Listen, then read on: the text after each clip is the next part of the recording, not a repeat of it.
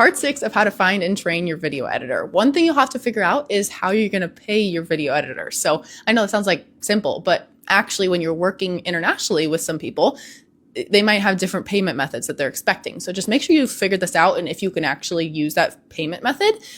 So like my video editor can only be paid by Wise, the Wise app. And so I'd never heard of that before. I had to like make an account on there and it wasn't exactly simple. So like they don't have Zelle or Venmo or PayPal, like some things I'm more familiar with. So Wise is a app that you can pay people internationally. So my video editor is in Indonesia.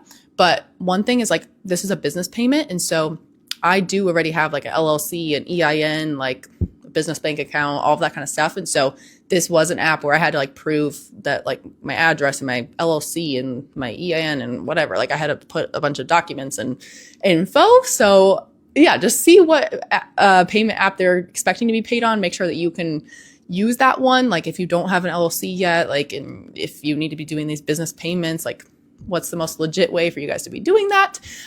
So for me, I was able to do Wise because I have all that info already, but it did take a second for it to like go through and be approved. And so my very first collab with her, like the payment was more delayed than I would have liked. Like I want to pay her right away, right? But it was like 7 days later, she was going to get the payment. And I was like, oh my gosh, I'm sorry, it's coming. Like they're still trying to vet me. So just anticipate that if it's a new payment app and you have to like prove who you are and why you're making this payment internationally and knowing like the little conversion rate on there, seeing like what kind of fees, are you going to cover the fees? Hopefully I'm not overwhelming you guys, but like, so when I pay her $12, it's like $1.45 fee on it. So I'm like, oh, I don't want her to get a cut out of her paycheck. Just like as UGC creators, we hate when like a brand doesn't pay the PayPal fee because then we get way less out of what they told us that they're going to pay us for the project, right? So I'm like, I'm going to cover that every time. So it's going to be like actually $13.45 or something, right? So then that poses another thing. When do you want to pay your video editor? Do you want to pay them every single time you do a little $12 project?